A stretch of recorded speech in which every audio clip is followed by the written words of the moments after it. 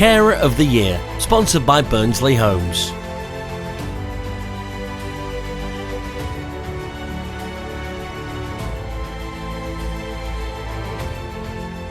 Helen Love. Helen packed up her life and moved back home to care for her 86-year-old mum with dementia, and is committed to providing her with the best possible quality of life. Well, every day, I think, as I said to you before, is Groundhog Day, because, she can't remember from one day to the other. But basically, when she gets up in the morning, I've got to, before she gets up, I sort of sort out housework and things like that. And then it's a case of just looking after her, making sure that she eats properly, making sure that she's warm. I try to take her out every day for a walk, but she doesn't like to go if it's not good weather. But it's also about trying to find things that stimulate her and, keep her happy, because with the memory issues, she doesn't recognise friends anymore. She doesn't even recognise her granddaughter. She doesn't realise that it's my daughter that's there. But it's just a case of having eyes on her at all times. She's apt to sort of wander out of the house, leave the doors open. I have to make sure that she doesn't go down the cellar, because, if she falls going down the cellar steps, we're going to be in a pickle. And the same with going up into the top floor of the house, because the steps are very steep. I can't let her cook. She's very good at blowing up toasters, for example, trying to make cheese on toast by putting them on their side.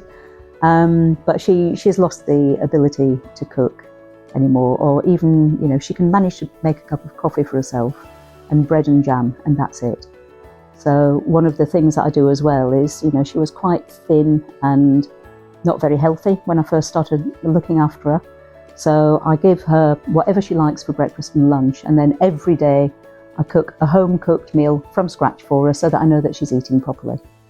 And it's then just about making her as comfortable as she can in her environment and just doing whatever I can to keep Mum happy, I guess if I look at it from the outside, I think it's insurmountable, but every day I've made a little bit of progress. And, every day with my mum, although there's no sort of perceivable difference, I know that it's one more day where Mum's been happy, she's been fed, we've done something that she's enjoyed doing. I took her to the farm to see the animals, to the farm at Cannon Hall a couple of days ago, and she chatted about it all afternoon, and really enjoyed it, but the next day she'd forgotten that she'd been. But it's like I said, it's what keeps me going really is knowing that Mum is safe, that she's in the house that she loves, that she's been looked after properly, and she's not sort of, she'd be very uncomfortable and frightened, I think, if she were in a home, for example. And it's just about giving back. She's my mum. I love her. Angela Taylor. Angela is no stranger to awards, being the first nurse at Barnsley Hospital to win the Cavell Star Award in recognition of her exceptional care for young Sophia Jane Clark, who passed away after battling complex health issues. Yeah, I'm a paediatric nurse and I've been qualified 30 years. So I first started training when I was 18 and I've always worked with children. I've also done some caring for my own family, cared for my mum and my grandma, and currently help care for my in-laws, but mainly as a paediatric nurse and mainly on the children's ward at Barnsley. I think looking after children, they don't really worry about being ill. You can play, you can distract them. They get upset when you do things to them, but you try and reassure that you're doing it because you're trying to make them better. And generally, a lot of time, you're actually looking after parents and reassuring them and explaining to them. And that is a big part of our job, actually caring for parents as well.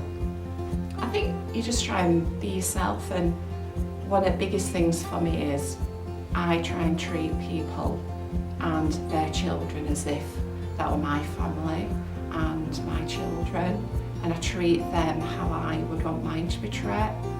So I think that's kind of my basis of care and try your best. When I got the Cavell Award, it were a huge surprise. It was overwhelming and I had no idea at all. And then everybody hit me away and then surprised me with a huge room full of people and Sophia's family and some of my family. And yeah, it was just lovely. I was just overwhelmed to think that when they were grieving, that they would go to trouble to do something nice for me as well. And that's just something that is difficult to even understand, because, you know, how can you do that when you're going through so much? But yeah, really, really lovely family. Joseph David. Through his company Crossroads, Joseph has been caring for carers, providing the support that in-home carers need to continue doing their work. Hi everyone, my name is Joseph David. I'm the CEO for Crossroads Caring for Carers, Barnsley. I started working for Crossroads in 2005. I started as a care support worker and worked my way through, and in 2018 I became the CEO for Crossroads. When I was sitting behind the desk as a CEO, I realized what more we could do to support the carers in Barnsley.